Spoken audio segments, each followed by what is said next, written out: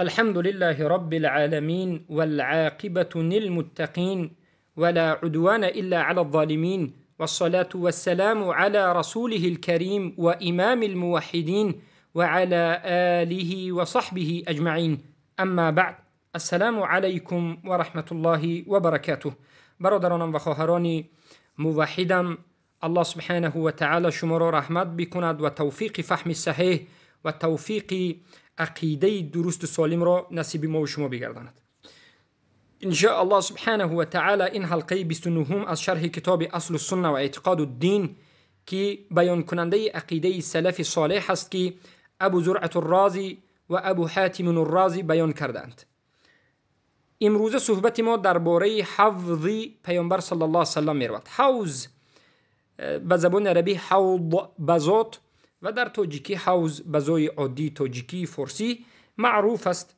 یک حوض در زبان لغتی تاجیکی هم یک مکانی که در اونجا آب جمع می شود، اما حوض پیامبر صلی الله علیه و سلم خصوصیت ها و صفات های خاص خود را دارد که ما درباره این به شما صحبت میکنیم. البته ایمان آوردن به حوضی که پیامبر صلی الله علیه و سلم در روز قیامت صاحبش هستند به من و شما فرض است و این یکی از مسائلی که تعلق به ایمان آوردن روز قیامت دارد. البته رازیان گفتند که والحوض المکرم به نبینا صلی الله علیه و سلم حق، و همون حوضی که پیامبر ما به همون مکرم شده اند، از جانب الله اکرام شده اند، صلی الله علیه و سلم حق است. یعنی همون حوضی که شما تا امروز یک چند مراتب شنیدید که پیامبر ما حوض دارند، به این حوض مؤمنین و موحدین می روند، از این حوض وقتی که می نوشند دیگر تشنه نمی شوند و خصوصیت های خاصی این را دارد. به این حوض فقط مؤمنین و موحدین می روند و غیره و غیره. پس همین حوض حق است. چخیلی که ایمان آوردن به روز قیامت عموم فرض است و در جزئیات در روز قیامت انا همین حوضم فرض است. چخیلی که ایمان آوردن به جنت و نار و به پل صراط و به میزان حساب کتاب فرض است، این هم فرض است. ما باید ایمان بیاوریم. یعنی چی؟ اقرار کنیم و تصدیق بکنیم. ایمان آوردن به قلب است، این قول قلب است. یعنی اعتقادا ما باید باور بکنیم. همین خبری که الله به ما داد همون خبر رو قبول بکنیم، اقرار بکنیم، تصدیق بکنیم. در من و شما شک و شبهه نباید باشد، یقین داشته باشیم. بار دیگر اینجا تکرار میکنیم که چرا ابو حاتم الرازی و ابو زرعة الرازی اول جنت و دوزخ را ذکر کردند و بعد از این به عقب آمده ایستادند.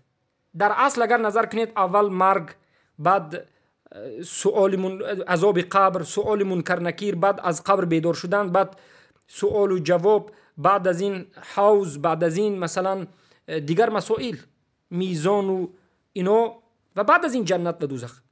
اما علما میگویند بعد از مرگ تا به جنت و به دوزخ رفتن هر حادثه که میشود این رو وسائل میگویند. وسائل اینا یک وسیله است، اما نتیجه اساسی غایت چیست؟ یا جنت یا دوزخ. علمای سلف همچنین بودند. اول مسئله بزرگ را میفهمانیدند و بعد از این به مسئله کوچک میرفتند. مسئله اساسی که ما باید ایمان بیاریم این مسئله جنت و دوزخ. آخرت وجود دارد و جنت وجود دارد و دوزخ وجود دارد.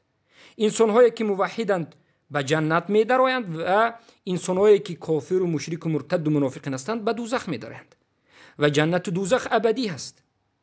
و این باقی مانده مسائل ها وقتی که جنت و دوزخ رو فهمیدید، فهمیدنش برای شما آسان می شود و این منهج سلف است و ما باید بر بالای همین منهج البته که ملتزم باشیم و مثل منهج سلف در درستی صحبت بکنیم.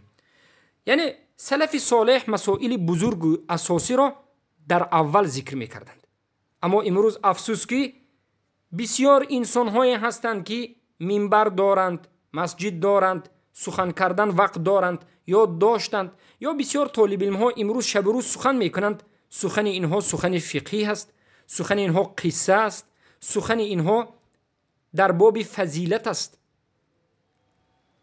اما اینها درباره توحید سخنی نمیکنند. حالان که منهج سلف چگونه بود؟ اول از همه چیزی مهم باید شروع بشود. چیزی مهم از مهم هم مهمتر را به زبان عربی اهم میگویند. اهم همین است که هر کسی که دعوتگر است باید دعوتش از توحید شروع بشود، از لا اله الا الله محمد رسول الله شروع بشود. زیرا اگر کسی را آداب تعلیم دادی مؤدب شد، اخلاق تعلیم دادی با اخلاق شد، معامله را براش فهمانیدی، بنیاد انسانی معاملش معامله شرعی شد، اما توحید را تعلیم ندادی او مشرک شد. مشرکی به آداب، به او آداب فایده ندارد. مشرکی که به آداب است، به اخلاق است، بالاخره جایش با چی است؟ با جهنم است. نجات یک چیز است که توحید است. زمانی که شرک جوش میزند، از همه جانب شرک سبحان الله از زمین مثل برآمده میبراید، در بین امت از قبر پرستی شروع کرده تا حکم تا دیگر دفاع مشرکین جوش میزند، در این زمان برای طالب علم اهل سنت و الجماعت فرض است که توحید را برساند. یکی از علماها میگن کسی که دعوتگر باشد، کسی که معلم باشد، کسی که مدرس باشد، به مردم درس بگوید اما توحید را بماند و در باب فضیلت گپ بزند، در باب بارک الله فیکم آداب و اخلاق صحبت بکند، توحید در یک طرف بیستد، کفر به طاغوت بیان نکند، براءت بیان نکند، توحید بیان نکند، این به مانند کسی است که در را مانده است و تریزه و آینه ها رو دارد محکم میکند و ریمان میکند. اساس در است، اساس توحید است. کسی که توحید ندارد بنایش بی پایه است. آدم مسلمانی که توحید ندارد به مانند درختی بیریشه است، خشک است، فایده به اون ندارد. بارک الله فیکم. این است منهج دعوت ما. از همین جهت هر یکی شما وقتی که دعوت میکنید، اولین چیزی که به خواهر و برادر و اهل و عائله و به کسی دعوت میکنید، این باید فهمانیدن معنای لا اله الا الله باشد. قسم به الله هر کسی که معنای لا اله الا الله را درست میفهمد اون موحد میشود. پس حوض کوثر، حوض الکوثری حق است، ایمان میبریم و این یکی از فضیلتی پیامبر صلی الله علیه و سلم و مقام پیامبر صلی الله علیه و سلم را بیان میکند. مکان الحوض در کجا است؟ حوض در کجا جایگیر شده است؟ البته علما میگن که درباره مکان حوض یعنی موضع حوض در کجا جایگیر شدن حوض، یعنی حوض کوثر در کجا است، علما اختلاف کردند. بعضی ها میگن که پیش از صراط است، بعضی میگن که بعد از صراط است و بعضی از علما گفتند که حوض کوثر بعد از صراط است. بعد از اینکه صراط را انسان میگذرد، از بالای این کوپروک میگذرد، آب حوض کوثر را مینوشد و نظر بکنید به کتاب اکمال المعلم مجله 7 صفحه 257. یا بعضی از علما میگن که پیش از صراط است. کدام وقت می نوشند؟ بعد از اینکه از قبر می خیزند، پیش از رفتن به پل صراط از این آب می نوشند. این چنین علمایی که این سخن را گفتند زیاد هستند. اکثر یعنی علما همین را گفتند. اکثر علما گفتند که حوض کوثر پیش از صراط است. البته علمای هستند که حوض کوثر را بعد از صراط میگند. حوض کوثر پیش از صراط، این در کتاب تذکره للقرطبی ذکر شده است. در کتاب زاد المعاد ابن القیم الجوزی صفحه مجله 3 صفحه 682 683 ذکر شده است. بدایت النهایه ابن کثیر مجله 19 هم ذکر شده است و در فتح الباری شرح صحیح بخاری مجله 11 صفحه 466 و 467 هم ذکر شده است. از ابن عباس رضی الله عنهما روایت است که قال سئل رسول الله صلی الله علیه و سلم عن الوقوف بین یدی رب العالمین. رسول اکرم صلی الله علیه و سلم سوال کرده شدند در مسئله راست ایستادن در پیش الله سبحانه و تعالی در روز قیامت. هل فیه ماء؟ آیا در همین وقتی که در نزد رب العالمین ما راست میستیم آیا آب وجود دارد؟ قال رسول الله ای والذی نفسی بیده ان فیه لماء و ان اولیاء الله لیریدون الى حیاض الانبیاء. پیامبر گفتند که نعم، آره. وقتی که ما گفتند همه راست می ایستیم، یعنی راست دادن در نزد رب العالمین چی است؟ کدام مقصد رو دارند؟ اولا ما معلومات داریم، حدیث صحیح داریم که در روز قیامت وقتی که همه از قبر میخیزند همه راست میستند. یوم یقوم الناس لرب العالمین، همه مردم راست میستند. چندین مدتی دور و دراز، بعضی میگند تقریبا 50,000 سال این دنیا و غیره، عرق هم از بدنش میریزد و عرقها حتی انسان ها رو گور میکند تا بینی انسان ها و به هر کس هر خیل آفتاب نزدیک کرده می شود که مینه های سری همه به جوش می دارد. این روایت امام مسلم است که از ابو هریره روایت میکند 7 طایفه در همین روزی که همه از قبر خسته راست می ایستند و همه لچ و مادرزاد هستند، عذاب سخت است، آفتاب نزدیک شده، مینه سری همه جوشیده ایستاده است، 7 طایفه از این موحدین نجات می یابند. حدیث صحیح آمده است. یوم لا ظل الا ظل سبعة يظلهم الله في ظله يوم لا ظل الا ظله امام عادل وشاب نشأ في عبادة الله سبحانه وتعالى ورجل تحاب في الله اجتمع عليه وتفرق عليه ورجل دعته امرأة ذات منسب وجمال فقال إني أخاف الله ورجل تصدق بصدقة لا تعلم شمال ما تنفق يمينه. أنا این 7 طایفه بالاخره در همین مدت دراز همه تشنه می شوند. در همین مدت آیا آب نوشیدن ممکن است؟ آب وجود دارد؟ پیامبر میگن که بله آب وجود دارد. بله میگن قسم به اون ذاتی که در دست من در اوست، جان من در اوست. این من باب تاکید است، یعنی پیامبر تاکید کردن که آب وجود دارد. هر یعنی اولیاء الله، هر کسی که دوست الله هست، موحدین هستند، از حوض پیامبرش رفته می نوشد. هر امت از حوض پیامبر خود. و این حدیث را البته ابن ابی دنیا روایت کرده و ابن مردوی هم روایت کرده. بعضی میگن روایت این حدیث فیه کلام، میگن از زبیر ابن شبیب گفتن یک انسان است و محسن ابن عقبه گفته یک انسان است. حال هر دو اینها را فهمیدگی نیستن که اینها یا کذاب هستند یا متروک هستند یا کی هستند. از همین جهت این حدیث رو بعضیشون روایت رو موقوف هم میگن، از عبدالله ابن مسعود میگن و فیه کلام یعنی حدیث علما ضعیف کردند. این حدیث رو علما ضعیف کردند. حدیث هست لیکن ضعیف است، ما از حدیث ضعیف حجت نمیگیریم.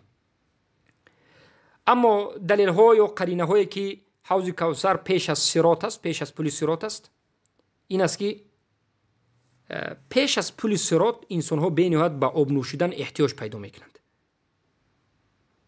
زیرا که وقتی که از قبر میخیزند و راست در نزد الله میستند، حساب کتاب میشود. این چندین سالهای دوری دراز در همین مدت هیچ کس هیچ کاری کردن نمیتواند، حق ندارد، سخن کردن به حق ندارد و همه در حالت وزین است. وقتی که از حساب کتاب میگذرند پیش از پل صراط، بعد از آب حوض کوثر می نوشند. و این چنین کسی که از پل صراط گذشت، تمام، بعد از پل صراط جنت است. از همین جهت میگن علما پیش از پل صراط بودنش قرینه ها به این دلالت تر میکرد. بارک الله فیکم. و این چنین دلیل دیگر همین است که میگن قرینه که از دلیل گرفته می شود این است که میگن پیش، یعنی حوض کوثر پیش از پل صراط است.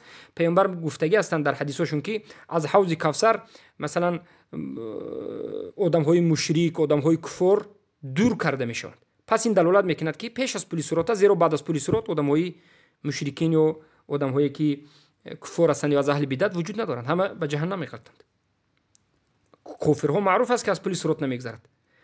حدیث هست که کافرها به حوض کوثر نمیتونن رفته. این دلالت میکند که پیش از صراط است. اما بعضی از علما حتی گفتند که حوض کوثر 2 تا است گفتند. چه که در کتاب تذکره القرطبی مجله دوم 702 ذکر شده است. میگن که حوض 2 تا است، یکیش پیش از حوض، پیش از پل صراط و یکیش بعد از پل صراط.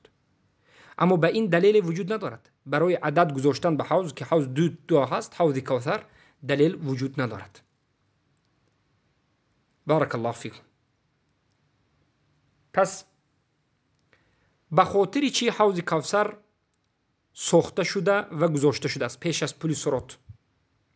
به خاطر اینکه اینقدر مردم از سختی روز قیامت تشنه میشوند که حتی به نهایت عذاب مرگوار میکشند.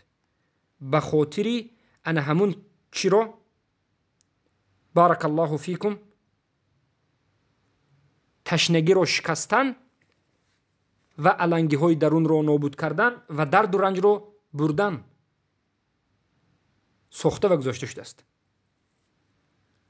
البته حوض کوثر آبش از آب جنت، آب‌هایی که در جنت است و آبی که در حوض است از هم دیگر فرق دارد. آب جنت برای کیف و صفا و لذت است، نه به خاطر تشنگی شکستن. زیرا کسانی که به جنت می درآیند در حالت تشنگی نمی دارند. خوب دقت بکنید، زیرا که حدیث است که کسی که از حوض کوثر می آشامد دیگر تشنگی از او برداشته می شود و وقتی که به جنت می درد او تشنه نیست. اما آب را در جنت همیشه می نوشد به خاطر اینکه آب جنت را وقتی که انسان نوشید لذت می برد. این فرق آب جنت و آب کوثر است. البته دلیل ها متواتر است، ادله ها متواتر است در اثبات حوض کوثر. متواتر چی؟ یعنی عدد زیادی صحابگان روایت کردند. علما میگند وقد تواترت الادله فی اثبات الحوض من السنه، به تحقیق دلیل ها متواتر در اثبات حوض کوثر از سنت آمده است و میگند که زیاده از 50 حدیث در اثبات حوض کوثر ذکر شده است و بعضی از محدثین ذکر کردند که اون حدیث هایی که وارد شده است در باب حوض کوثر تقریبا 80 حدیث است میگند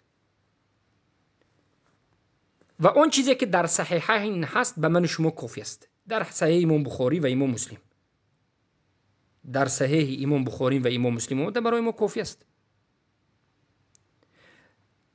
شیخان او شیخین، یعنی شیخین وقتی که میگیم امام بخاری و امام مسلم رحمهم الله، حدیث حوض را روایت کردند از عبدالله ابن مسعود، از عبدالله ابن عمر، از عبدالله ابن عمرو ابن العاص، از انس ابن مالک، از ابو هریره و از حذیفه ابن الیمانی و از اسید ابن خضیر و از عقبه ابن عامر و از عبدالله ابن زید و از سهل ابن سعد و از ابي سعيد الخدري و از جندب و حارث ابن وهب والمستورد میگن و اسماء بنت ابي بکر. همه این ببینید صحابه که ذکر کردیم زیاده از 18 19 20 صحابه همه اشون روایت شده است در امام بخاری و مسلم. هم امام بخاری هم مسلم روایت کردن و این چنین امام مسلم زیاده بر این زیاده از امام بخاری با یک چند حدیث رو زیاده روایت کردند. زیادات امام مسلم از حدیث جابر ابن سمره، عایشه، ام سلمه و ابی ذر و ثوبان، این حدیثایی که امام مسلم روایت کردند از این صحابگان، اما امام بخاری روایت نکردند. و از غیر کتاب صحیحین هم وقتی که نظر میکنید، یعنی در غیر امام بخاری و امام مسلم هم دیگر حدیث ها زیادات با ذکر شده است، از جمع از صحابگان ذکر شده است. بارک الله فیکم. پس وجود داشتن حوض کوثر به قرآن و به سنت ثابت است، متواتر است، از اقوال صحابه و تابعین ثابت است. یگان نفر از سلف صالح این رو انکار نکردند و همه این حدیث ها رو قبول کردند و حتی اجماع را نقل کردند که حوض کوثر وجود دارد. بارک الله فیکم.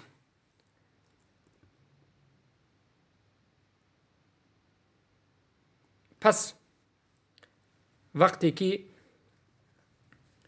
یک نفر عبید الله ابن زیاد حوض کوثر را انکار کرد، حضرت انس ابن مالک به نوعیت سخنهای شدید گرفتند، سخنهای شدید زدند. عبید الله گفتن انسان این حروری بود. حروری این یکی از لقبهای خوارج است. خوارج رو خوارج میگند، ازارقه میگند، حروری میگند، یعنی خوارج هایی که با در درونشان شاخه ها دارند. خوارج ها بارک الله فیکم حوض کوثر رو انکار میکنند. قسمی از خوارج ها خیلی که پول صراط رو انکار میکنند، حوض کوثر رو انکار میکنند. انس ابن مالک با عبدالله سخن کرد و گفت سمعت النبي صلى الله عليه وسلم يذكره ولقد أدركت عجائز بالمدينة لا يصلين صلاة إلا سألنا الله تعالى أن يوردهن حوض محمد صلى الله عليه وسلم. انس ابن مالک میگن که من رسول الله صلی الله علیه و سلم رو شنیدم به گوشهایم که پیامبر حوض کوثر رو ذکر میکردند و یگان پیرزن و پیرمرد در مدینه نیست مگر اینکه در حالت نماز خواندنش در هر نمازش از الله سبحانه و تعالی طلب میکرد که به حوض پیامبر محمد صلی الله علیه و سلم رفتن رو نوشیدن رو میسرش بکند. البته روایت صحیح است، در کتاب السنه لابن ابی عاصم و ابو یعلا ذکر شده است. پس هر کسی که خلق شدن جنت و دوزخ رو حاضر وجود داشتنش رو انکار کند، این چنین پل صراط، ترازو یعنی میزان و این چنین بارک الله فیکم حوض کوثر رو انکار میکرد. بمانند کی ها؟ بمانند جهمی ها، معتزله ها، این خوارج ها. زیرا که علت انکار همیشه یک چیز است. انا این بود مکان حوض. پس مکان حوض چی بود است؟ والله علم قول راجع پیش از پل صراط است. بو که ندارد.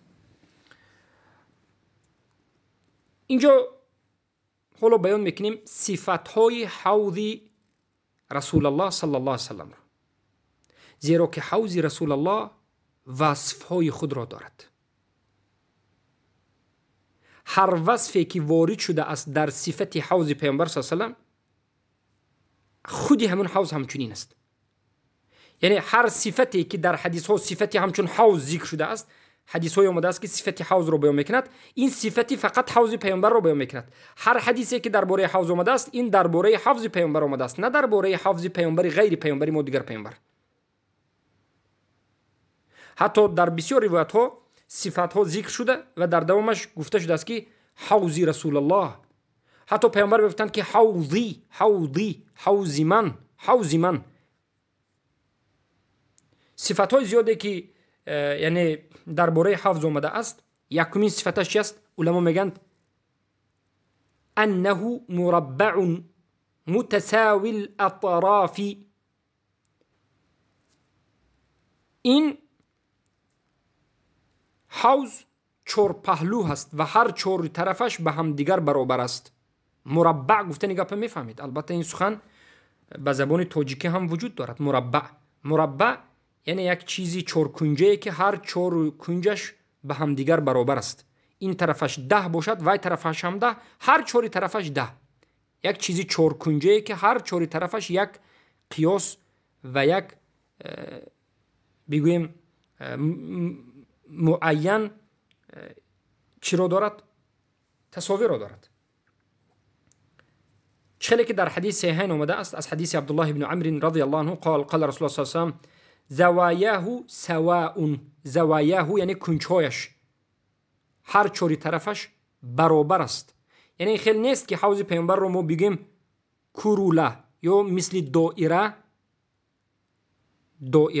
یا که یک طرفش دراز، یک طرفش کوتاه، یک طرف دیگرش این بگیم کوتاه‌تر و درازتر. نه، اولا حوض پیامبر 4 کنج دارد، 4 پهلو، مربع است و هر 4 طرفش برابر است. چخیلی که در حدیث دیگری آمده است که حدیثی است که عرضه مثل طوله. یعنی معنای حدیث بری حوض به مانند درازیش است. ما به زبان تاجیکی عرض این کلمه عربی اولش با حرف عین هست نه فتحه. اگر با ضمه شود ارض زمین است، لیکن با عین شود عرضه. یعنی این به زبان تاجیکی بر میگیم، بر وسیگیش مثل طوله به مانند درازیش است. یعنی وسیگی و درازی هر دویش یک چیز است. 1 متری کوادراتی. چخیلی که میگیم این طرفش هم 1، این طرفش هم 1، همه طرفش هم 1. این را با شما شاید 1 کوب هم فهمید. کوب هم 1 متری کوادراتیه که هر 4 طرفش پره هست.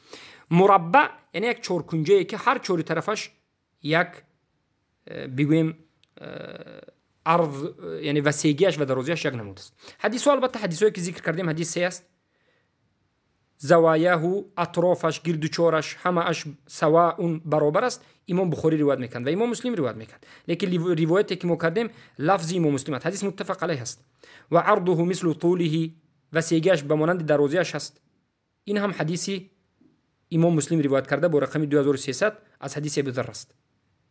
پس شما یکمین صفت حوض پیامبر صلی الله علیه و سلم رو فهمیدید که اولین صفت حوض پیامبر 4 برچه بوده، 4 کنج داشته، مسافتش هم از جهت درازی و هم از جهت وسیگی یک نمود مساحت دارد. درازی و وسیگیش یک نمود است. بارک الله فیکم. صفت دوم مقدار درازی حوض. در صحیحین امام بخاری و مسلم روایت میکنند از حدیث عبدالله بن عمرو بن العاص رضی الله عنهما قال صلی الله علیه وسلم حوضی مسیرت شهر. حوض من درازیش به مانند راه گشتن یک ماهین است. یک ماه انسان راه گردد، چقدر راه میگردد؟ انا همچنین است. بینهایت طولانی است، یعنی به نهایت بزرگ است. پیامبر صلی الله علیه و سلم از مدینه تا مکه چقدر روز میرفتند؟ بارک الله فیکم. مدتی 450 کیلومتر است. پس مساحتش بزرگ است. بعضی میگن 14 روز میرفتند و 14 روز میآمدند و بعضی هم میگن بارک الله فیکم 7 روز میرفتند و 7 روز میآمدند و غیره. در حدیث دوم اومده است که این هم حدیث متفق علیه است. امام بخاری و مسلم روایت میکنند. قال صلی الله علیه و سلم طوله ما بین عمان الى ایلة، یعنی درازیش از بین عمان تا ایله است. ایله، عمان و ایله. عمان این معروف است که این حدیث از ابوذر است، ابوذر است رضی الله عنه. یک منطقه که امروز وجود دارد در یکی از دولت‌های خوارجی که امروز وجود دارد در جزیره عرب وجود دارد، در پشت سعودی، هم سرحد با سعودی و هم سرحد با یمن و هم سرحد با امارات. عمان گفتم اینجوری میگن. الی ایلة، یعنی مسافه بینیات بزرگ داره، یعنی این بینیات بزرگ است. حوض پیامبر صلی الله علیه و آله دروازش بینیات بزرگ است. از حدیث انس روایت شده است و از حدیث جابر ابن سموره روایت شده است که امام مسلم و بخاری روایت میکنند. امام بخاری از حدیث انس، امام مسلم از حدیث جابر ابن سموره روایت میکنند که کما بین ایلة و صنعاء الیمنی، یعنی بزرگ است. این هم به منطقه‌ای که از یمن تا ایله. این چیزها رو شما در خریطه اگر ببینید باز خوبتر میفهمید. و امام مسلم با روایت میکنه از حدیث انس که کما بین المدینه و صنعاء، انا این با خوبتر میفهمید. از شهر مدینه منوره تا شهر صنعا کجا است؟ یمن است. یمن در پشت مدینه است. یعنی اگر به پهلوی مدینه گذشته راست به طرف کنج جزیره رفتن بگیرید به یمن میروید. یمن در همون جزیره در کنج جزیره است که یک طرفش بحر سرخ و یک طرف دیگرش بارک الله فیکم اقیانوس است. بالعموم از مدینه تا صنعا چند کیلومتر است؟ زیاده از هزارها کیلومتر است. زیاده از 1000 کیلومتر است. انا درازی حوض پیامبر صلی الله علیه و سلم به مانند همین است. درازیش. و در روایتی که امام مسلم از ابو هریره روایت میکنند آمده است که رسول الله صلی الله علیه و سلم میگند انه ابعد من ایلة من عدن. و در روایت امام مسلم از حدیث عقبه آمده است که انه کما بین ایلة الى الجحفة. و از حدیث امام مسلم روایت کرده از حدیث ثوبان از انس اومده است که رسول الله صلی الله علیه و سلم میگن من المدینه الى عمان، از مدینه تا عمان است. و در صحیحین اومده است از حدیث ابو عمر که انه کما بین جرباء و اذ روحه. ما از این مثال های آورده بهترینش رو به شما گرفتیم که از یمن بگیم از مدینه تا یمن. این حدیث های زیاد رو ما ببینید یک چند حدیث متفق علیه امام بخاری امام مسلم رو تقریبا 10 حدیث رو بیان کردیم به خاطر فهمیدن درازی حوض کوثر. یعنی به نهایت دراز است، زیاده از 1000 کیلومتر است. مراد و مقصد از آوردن این حدیث چی است؟ شما بفهمید که حوض کوثر یک حوضچه میده‌چه نیست. این بیان میکند که به نهایت بزرگ است و مردم هم به نهایت زیاد میروند، زیرا امت پیامبر صلی الله علیه و سلم بزرگترین امت هستند. مثل امت پیامبر دیگر پیامبرها امت ندارند. بعد از امت پیامبر بزرگترین امت موسی علیه السلام هستند. بارک الله فیکم. پس اینچنین صفت دیگری حوض کوثر ذکر شده است. همچون پیامبر صلی الله علیه وسلم او بیگویم طبقهایی که در همون گرد و اطراف حوض است همون رو ذکر میکنند و میگن که و انها کالنجوم، میگند همون پیاله ها و کاسه هایی که در همون جا وجود دارد که به واسطه همون طبق شما آب می نوشید به مانند ستاره ها هست. به مانند ستاره ها هست یعنی مقصد چی؟ آیا بزرگ است به مانند ستاره ها؟ ستاره بزرگ است؟ نه، مقصد این که به نهایت زیاد است. اگر درازی حوض کوثر از 1000 کیلومتر درازتر از مدینه تا صنعا باشد، یعنی پایتخت یمن امروزه صنعا است، شهر صنعا 1000 کیلومتر، هر چهار طرفش 1000 کیلومتر گرد و بگرد در پهلوی حوض، در همون بالای حوض مخصوص طبق ها گذاشته شده است. آنیه میگن طبق ها که به واسطه شما می نوشید به نهایت زیاد است و به همه می رسد و هیچ کس از این طبق کمبودی و کاست و کمی ندارد. برای چی پیامبر به نجوم قیاس کردن؟ برای اینکه بارک الله فیکم عدد ستاره ها رو کسی نمیداند. این چنین عدد این پیاله هایی که در بالای حوض کوثر گذاشته شده است برای آشامیدن هیچ کسی نمیداند. بارک الله فیکم. اینجا برادر میگند از مدینه تا صنعا 1200 است. والله اعلم. شما ببینید از مدینه منوره تا صنعا چند کیلومتر است. پس درازی یک طرفی حوض کوثر همچنین است و 4 طرفش هم همچنین. یعنی چی دارد؟ بارک الله فیکم مساحت دارد، یعنی بزرگ است. حیاکم الله.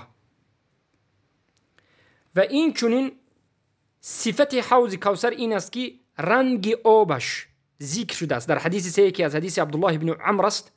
قال صلی الله علیه وسلم و ماؤه ابیض من الورق. آب حوض کوثر سفیدتر از ورق است. این حدیث رو البته که امام بخاری و مسلم روایت میکنن، حدیث متفق علیه است.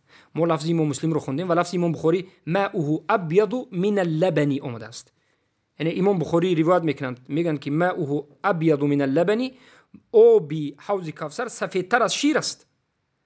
امام مسلم روایت میکنن که ماؤه ابیض من الورق، آب حوض کوثر سفیدتر از ورق است. ورق و لبن این یک تشبیه است که چیزی سفید است. در حدیث دیگر آمده است که امام مسلم و بخاری روایت میکنن میگن ماؤه اشد بیاضا من اللبن. این لفظ هم بخاری هم مسلم است. یعنی آب حوض کوثر سفیدتر، سفیدیش سختتر از شیر است. و در روایت مسلم از ابو هریره آمده است که انه ابیض من الثلج، آب حوض کوثر سفیدتر از برف است. پس آبی که می نوشید، آب حوض کوثری که می نوشید به نهایت آبی سفید است. و این حدیث های متفق علیه است. همش حدیث های متفق علیه امام بخاری و مسلم روایت کردند. صفت دیگری حوض کوثر این است که طعم آبش، مزه آب حوض کوثر چخیل است. چخیلی که در حدیث از حدیث ابو هریره رضی الله عنه آمده است انه احلى من العسل باللبن. شیرینی آب حوض شیرین تر است از عسل و از شیر. یا عسل و شیر را وقتی که به هم دیگر آمیخته کنند چگونه شیرین می شود؟ از همون هم شیرین تر است، با لذت تر از بارک الله فیکم عسل است و با لذت تر از شیر است.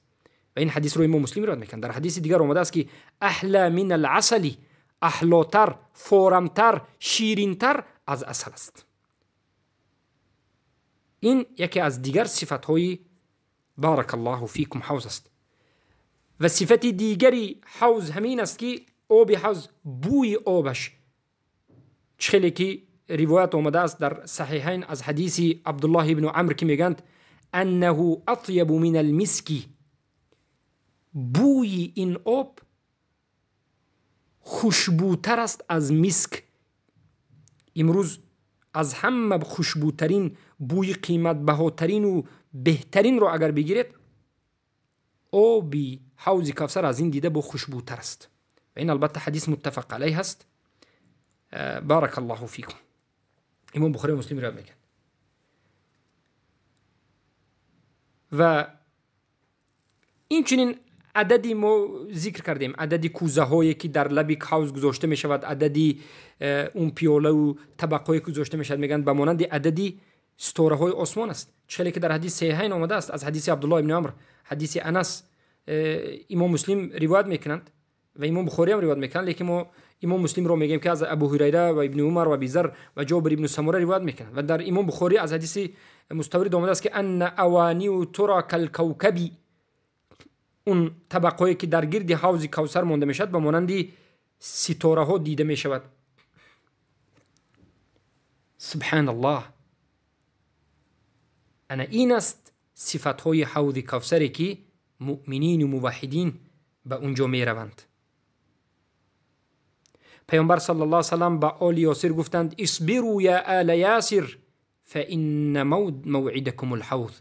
صبر بکنید به این مشقت، به این سختی، به این وزنینی هایی که به خاطر توحید، به خاطر ایمان و اسلام به بالای سر شما می آید، صبر بکنید. موعد من و شما، دیدار بینی من و شما در نزد حوض است گفتند.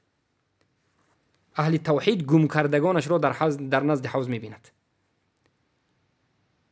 پس انمون آب حوض از کجا پیدا می شود؟ چشمه آب حوض از کجا همین آب حوض می شود؟ چشمش میگن سرچشمش از جنت است. چلی که در حدیث صحیح از حدیث ابو ذر آمده است قال رسول الله صلی الله علیه وسلم یشخب فیه میزابان من الجنه. در حدیث صحابان آمده است که ان المیزابین واحد من ذهب والآخر من ورق، یعنی اصل سرچشمه بارک الله فیکم آب حوض کوثر از جنت است. خیلی که امام بخاری و امام مسلم روایت کردند. و در حدیث امام بخاری و مسلم روایت کرده از ابو هریره آمده است که این منبر النبی صلی الله علیه و آله علی حوضه قال صلی الله علیه و ما بین بیتی و منبری روضة من ریاض الجنه و منبری علی الحوض. یعنی این چنین پیامبر صلی الله علیه و سلم در روز قیامت در نزد حوض یک منبری دارند میگند، همانا که منبری رسول الله صلی الله علیه و سلم بر حوض است، علی حوضه، بر بالای حوضش است میگند. خیلی که گفتن پیامبر ما بین بیتی و منبری، اون چیزی که بین خانه من و منبری من هست روضه از باغ‌های جنت است گفتند و منبری من بر بالای حوض است. یعنی در روز قیامت منبری پیامبر در بالای جنت است. این بود صفت‌های حوض کوثر، حوضی که من و شما باید ایمان بیاریم به همه این چیزها. کیها به حوض کوثر وارد میشوند و کیها محروم میمانند؟ معروف است که مؤمنین و موحدین از مسلمان هایی که تحقیق توحید کرده و پیامبر صلی الله علیه و سلم را و منهجشان را و راهشان را اختیار کرده به حوض کوثر وارد میشوند و منافقین و کفار و مشرکین به اونجا نزدیکی نمیکنند و هستند بعضی اهل بدعت که اینها هم رفته نمیتونند. پس این حوض مذکور، حوضی که ذکر شد، حدیث هایی که به شما حالا ذکر کردیم، همه این صفات های خاص، صفات های حوض پیامبر صلی الله علیه و سلم است و این حوض فقط به پیامبر و پیروان پیامبر صلی الله علیه و سلم است، نه به غیر پیامبر. یعنی به این حوض فقط امت پیامبر وارد میشوند، اما امت های دیگر پیامبران به حوض خودشون میرند. اما بهترین حوض پیامبر است. اولین کس هایی که به حوض وارد میشوند اینها مهاجران هستند، اون مهاجرانی که از مکه به مدینه آمدند، فقراء المهاجرین که الله از اونها راضی شد، اونها بهترین صحابگان هستند. چون که پیامبر صلی الله علیه و سلم میگن اول الناس علیه ورودا صعالیک المهاجرین، اولین کس هایی که وارد میشوند به این حوض اینها مهاجرین هستند. این البته در مسند امام احمد روایت است و در حدیث آمده است از حدیث ابو هریره رضی الله عنه قال رسول الله صلی الله علیه و سلم ترد علی امتی الحوض و انا اذود الناس عنه كما يذود الرجل إبل الرجل عن إبله قالوا يا نبي الله أتعرفنا قال نعم لكم سيما ليست لأحد غيركم تردون علي غراء محجلين من آثار الوضوء وليصدن عني طائفة منكم فلا يصلون فأقول يا ربي هؤلاء من أصحابي فيجيبوني ملك فيقول وهل تدري ما أحدثوا بعدك. حدیثی صحیح است. امام بخاری و امام مسلم روایت کردند. اما حالا این روایتی که خوندیم لفظ امام مسلم است. یعنی امت من به حوض کوثر وارد میشوند و من میگن بعضی از مردم رو از همون گرد حوض کوثر جدا میکنم و سور میکنم. چخیلی که یک مرد شتور یک مرد دیگر رو از بین شتورهایش جدا کرده به چت میبرارد، به اطراف میبرارد، جدا میکند. این چنین من آدم‌هایی که یعنی لایق حوض نیستند اونها را جدا میکنم و از حوض به نزدیک شدن دور میکنم، نمیگذارم. میگن صحابگان سوال میکنند که ای پیامبر صلی الله علیه و آیا در روز قیامت شما ما را میشناسید؟ آیا در روز قیامت شما امتتون را میشناسید؟ پیامبر گفتند بله، من شما رو میشناسم ای امت من، زیرا که شما یک شکل خاصی رو دارید و شکل شما این است که شما نورانی هستید. از سبب وضوءتون هر کسی که وضو بگیرد و 5 وقت نماز خواند و موحد باشد، در روز قیامت همین اعضای وضو گرفتهش، رویش و دستهایش تا آرنج و عاشق پایش نورانی است. پیامبر صلی الله علیه و وقتی که میبینند که یک انسانی که از 5 موضع بگویم از ششته فرضهای وضو نور برآمده است، میفهمند که این امتشون هستند و بعضی از امت پیامبر از حوض کوثر داشته میشوند و به حوض کوثر رسیده نمیتوانند. پیامبر میگن که من به الله ندا میکنم و میگم که ای الله ها، اینها امتی من هستند، اصحاب من هستند. ملائکه میگن که آیا تو میدونی که بعد از تو به سر امت چه حادثه شد؟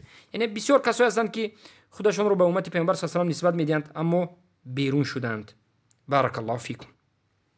پس ببینید در حدیثی که حذیفه بن الیمانی روایت میکنه مرفوع است که قال والذی نفسی بیده اینی لاذود عنه الرجال كما يذود الرجل الابل الغریبه عن حوضه. من بعضی از انسانها رو، مردها رو از حوضم دور میکنم چخیلی که یک مرد شتوری بیگانه رو از حوضش دور میکند. پس کسایی هستند که از حوض محروم میشوند، کسایی هستند که از حوض محروم میشوند. این حدیث امام مسلم روایت کرده است با رقم 248. و از حوض کوثر 2 طایفه یا 2 صنف از انسانها محروم میشوند. 2 صنف انسانها محروم میشوند.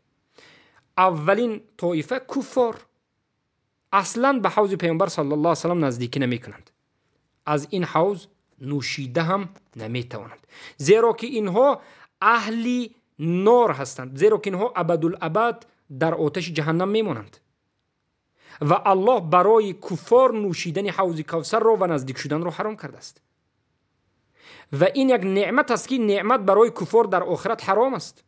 در این دنیا کافرها چخیل خواهند زندگی میکنند، از نعمت‌ها استفاده میبرند. این دنیا دنیای سنجش و امتحان است، اما در روز قیامت حرام است. در حدیث آمده است، البته حدیث صحیح است، چخیلی که از عبدالله ابن عمرو روایت شده است، پیامبر صلی الله علیه و آله میگن ان من شرب من الحوض شربة لا یظمأ بعدها ابدا. هر کسی که از حوض کوثر یک بار بنوشد هیچگاه بعد از این نوشیدنش دیگر تشنگی رو نمیبیند، دیگر تشنه نمیشد. اما اهل دوزخ ابدالابد در تشنگی و عذاب هستند. پس اولینش کی هستند؟ این کفار هستند، یعنی مشرکین، کفار، مرتدین، هر کسی که در حالت کفر وفات کرده باشد، اینها به حوض نزدیک نمیکنند. دومین کسای طایفه هایی که به حوض نزدیک نمیکنند اینها ظالم ها هستند، اونها مبدل ها هستند، کسایی که تبدیل میکنند. چرا؟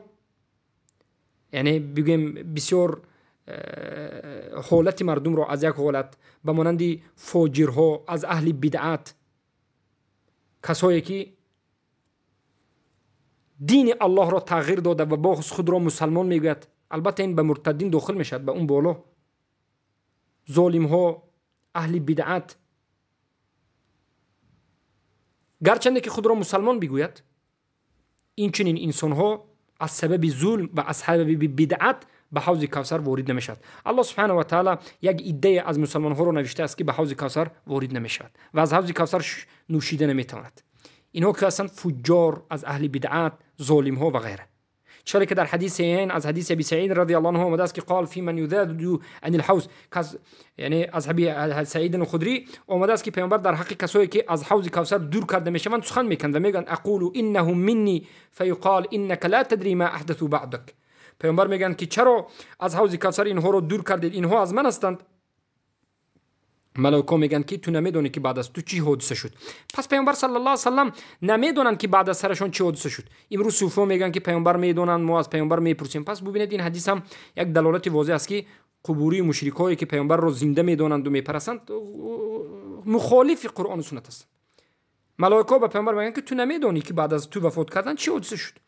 یعنی آخر امت پیامبر صلی الله علیه و سلم رو ببینید. پیامبر صلی الله علیه و سلم میگن که سحقا سحقا لمن غیر بعدی. سحقا یعنی این یک کلمه زجر است که هر کسی که بعد از من شریعت رو دیگر کرده باشد. لمن بدل بعدی، تبدیل کرده باشد. پس بارک الله فیکم.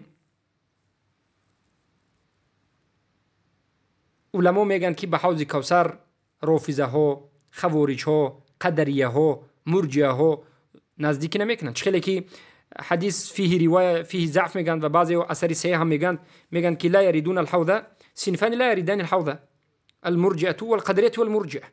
دو طایفه به حوض کوثر وارد نمیشوند. قدریه ها کسایی که میگن که بارک الله فیکم انسان تقدیر ندارد، انسان هر کاری که میکند کار خودش هست، انسان خودش فعلش رو خلق میکند. قدریه ها و یا مرجئه ها. سبحان الله. پس انا با همین فهمیدید که این طایفه ها به حوض کوثر داخل نمی شوند. با همین والله اعلم این حلقه رو به پایان می رسونیم. یا یک 2 دقیقه یا 3 دقیقه دیگر کمی بعضی از موضوع ها رو بگویم که هر پیامبر با حوضشون دارند. روایت واری شده است که هر پیامبر به خود حوض دارد. غیر از پیامبر ما دیگر پیامبرها هم. بعضی از روایت ها هست که فيه ضعف است، 124,000 پیامبر است میگن. همه حوض دارد. و اما الله میداند صفت دیگر، حوض دیگر پیامبران رو. پیامبر به ما خبر ندادند.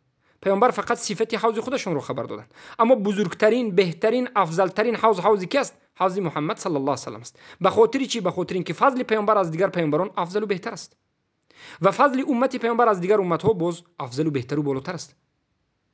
و این چنین حوض پیامبر بزرگتر است به خاطر اینکه امتشون بزرگ است. چقدر که در روایت امام ترمذی آمده است از حدیث حسن از سموره مرسل آمده است، البته مرسل و موصول آمده است که قال صلی الله علیه و سلم ان لكل نبی حوضا و انهم يتباهون ایهم اکثر وارده و انی لارجو ان اكون اکثرهم وارده.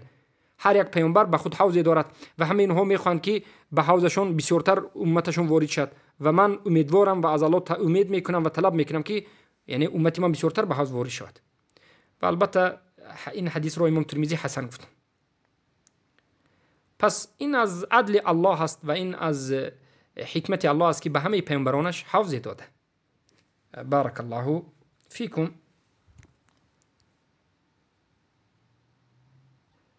اما حالا به موضوع دیگر که داخل میشم این است که کیها حوض کوثر را انکار میکنند؟ آیا کسی هست، طایفه هست حوض را انکار میکند؟ بله، جهمی ها، معتزله ها و یک طایفه های، بعض از طایفه که از خوارج، حروریه و غیره انکار میکنند حوض کوثر را. بارک الله فیکم. پس این طایفه ها به خاطر چی حوض کوثر را انکار میکنند؟ به خاطر اینکه اینها در باب تقدیر بارک الله فیکم عقیدهشون باطل است. در باب ایمان خوارج عقیدهشون باطل است و بالاخره اینها از همین جهت انکار کردند.